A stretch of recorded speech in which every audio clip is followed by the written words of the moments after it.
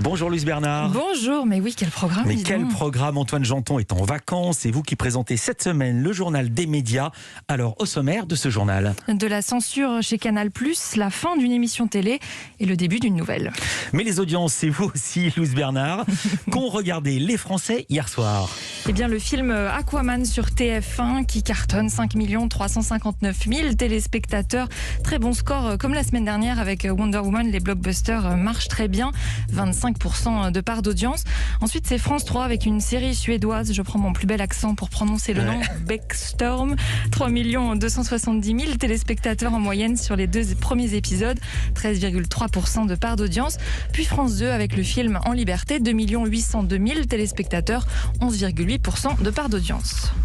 Et les audiences du week-end, c'est vous aussi, samedi soir alors. C'est une totale aujourd'hui. Le rugby a détrôné The Voice après des semaines à la première place.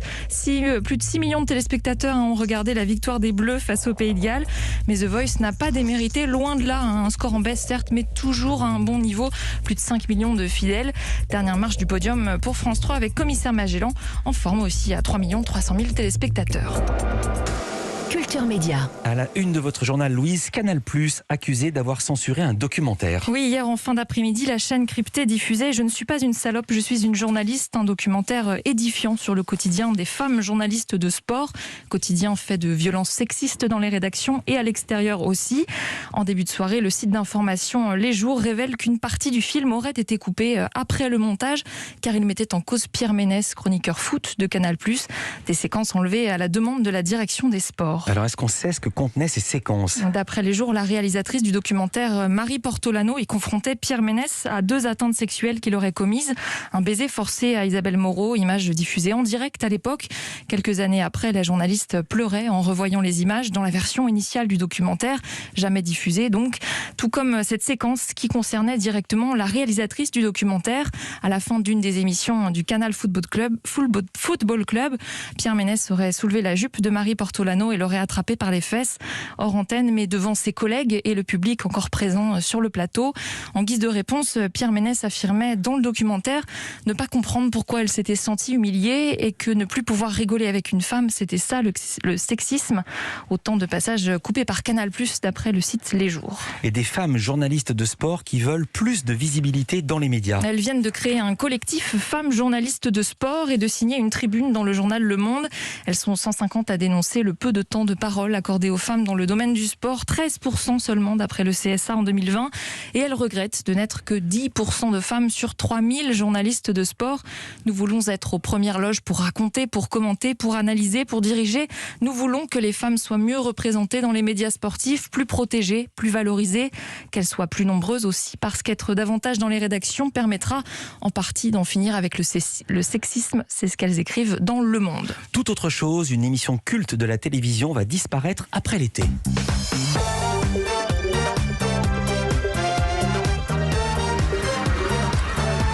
Vous aurez peut-être reconnu le générique des Amours, émission diffusée chaque matin sur France 2 depuis Évidemment. 26 ans.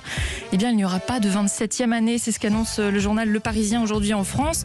Le jeu qui teste les connaissances des couples sur leurs partenaires ne plairait plus à France Télévisions et le service public préfère désormais privilégier des créations françaises. C'était un des engagements de Delphine Ernotte, la présidente de France Télé lors de sa réélection à la tête du groupe.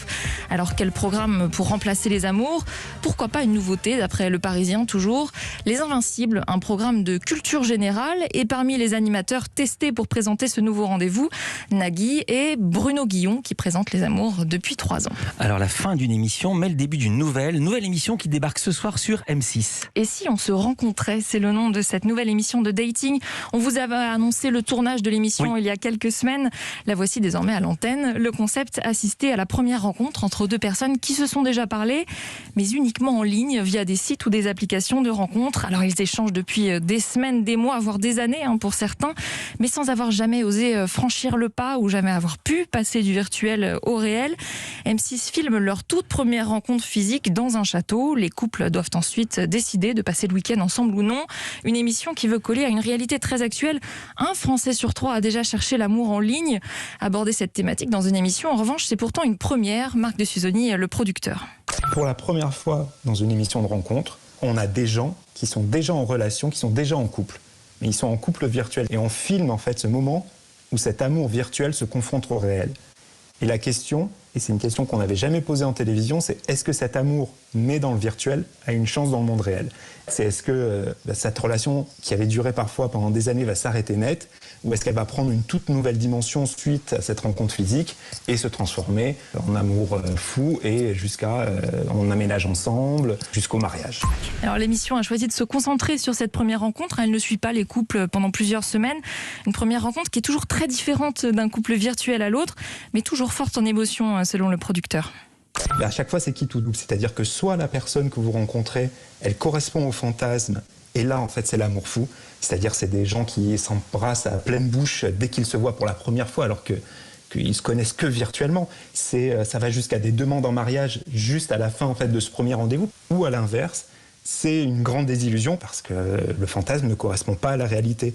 Parce que quand on est dans le virtuel, c'est facile de cacher des choses, cacher un physique par exemple, des traits de caractère, des secrets, parfois des gros secrets.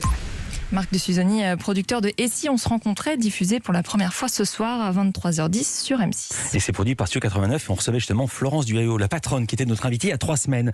Le groupe Facebook travaille sur un nouveau projet de réseau social. Un Instagram junior, c'est-à-dire réservé aux moins de 13 ans, ceux qui n'ont aujourd'hui pas le droit de s'inscrire sur Facebook ou Instagram, du moins en théorie.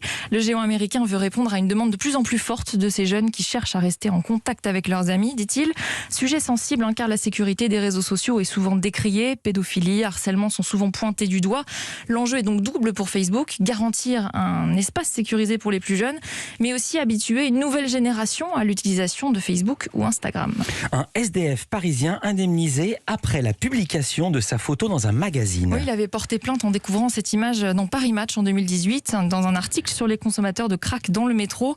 Il voulait surtout que la photo soit retirée du site internet et de l'application mobile. Il a obtenu gain de cause et une indemnisation, 40 000 € pour le préjudice subi. Chacun dispose, quelle que soit sa notoriété, sa fortune, ses fonctions présentes ou à venir, du droit du respect de sa vie privée, a rappelé le tribunal. Toutes ces infos, vous pouvez les retrouver avec d'autres dans la newsletter média d'Europe 1. C'est gratuit, il suffit de s'inscrire sur europe1.fr. Merci Luce Bernard. On vous retrouve demain pour un nouveau journal des médias et les audiences.